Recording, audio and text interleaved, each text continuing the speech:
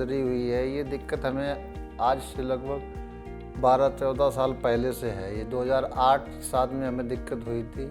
हमारे हाथ में यहाँ पे पेन हुआ था बहुत ज़बरदस्त। ऐसे अचानक मैं एक दिन रात को लेटा था, तो लेटे लेटे मेरी सांस फूलने लगी, तो मुझे लगा कि कुछ दिक्कत लग रही है। तो मैं गया डॉक्टर साहब को दिखाया, सलाह ली। डॉक्टर साहब ने बताया कि आपके बाल फिर दिक्कत करने लगे हैं, चेंज करने पड़ेंगे। इसके बाद में मैंने मेदांता हॉस्पिटल में डॉक्टर गौरांग सर हैं, उनको दिखाया। उन्होंने बताया कि ये दिक्कत है, ये आपको ऐसे ऐसे चेंज करवाने पड़ेंगे। हमारा हृदय में 4 वाल्व होती है। हृदय का वाल्व में कभी कभी बीमारी होती है, उसके वजह से हृदय का वाल्व का रिप्लेसमेंट या रिपेयर का ज़रूरत पड़ता है।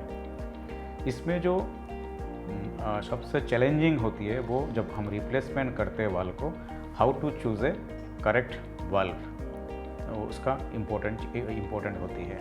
यूजुअली जो वाल्व रिप्लेसमेंट होती है, 2 तरह का वाल्व हमारे पास अवेलेबल होती है।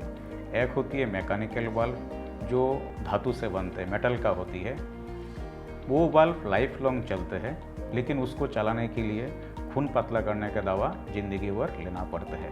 उसको हम लोग एंटीकोगुलेशन या ब्लड थिनर बोलते हैं। ब्लड थिनर का अपना अपना साइड इफ़ेक्ट्स वगैरह होती है, प्रोज एंड कॉन्स होती है, उसको ध्यान रखना पड़ता है।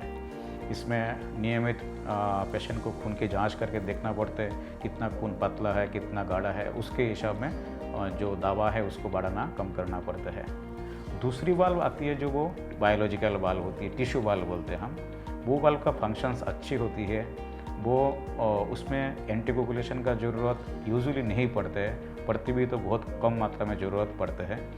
बट उस वाल्व के साथ परेशानी ये है, वो लाइफ लॉन्ग नहीं चलते हैं। इसका एक समय सीमा होती है जिसके बाद में वो ख़राब होते हैं।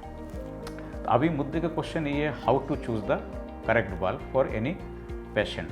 उसके लिए गाइडलाइंस दिया होती है।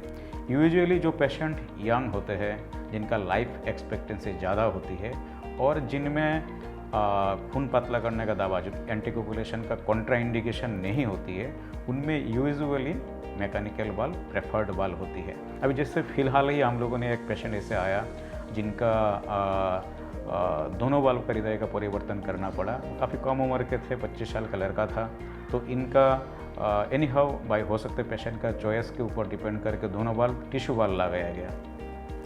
सो नेचुरली जितना कम उम्र में हम लोग टिश्यू वाल्व लगाते हैं वो ख़राब हो जाती है। तो अभी he is around 7 to 8 years post surgery, 7 years, 33 years old now. अभी जब हमारे पास पेशेंट काफ़ी तकलीफ़ के साथ आया, इनका सांस फूल रहा था, पैर में सूजन था, एडवांस्ड हार्ट फेलियर में था, तो उनके इन्वेस्टिगेशन में दिखाया गया इनका दोनों वाल्व, जो आर्टिफिशियल वाल्व लगाया गया टिश्यू वाल्व, वो डैमेज हो चुके हैं। तो इनको फिर दोबारा रीडू सर्जरी करके वो पुराना वाल्व निकालने का ज़रूरत था और नया वाल्व लगाने का। तो हमने उनसे काउंसलिंग किया, क्योंकि एक बार टिश्यू वाल्व लगाया है, दूसरी बार कौन सा वाल्व लगाना है। तो we advised him accordingly and he is convinced. So हम उनका पुराना टिश्यू वाल्व निकाल के अभी मैकेनिकल वाल्व लगाया है सेकेंड टाइम में। मैकेनिकल वाल्व का ये है, ये यंग पेशेंट है, इनको थोड़ा सा प्रिकॉशन वगैरह लेंगे, खान पान में ध्यान रखेंगे, दवा ठीक से लेंगे, तो ये लॉन्ग टाइम चलने का ठीक रहता है। यूजुअली इतना यंग पेशेंट में हम लोग बायोलॉजिकल या टिश्यू वाल्व प्रेफर नहीं करते हैं।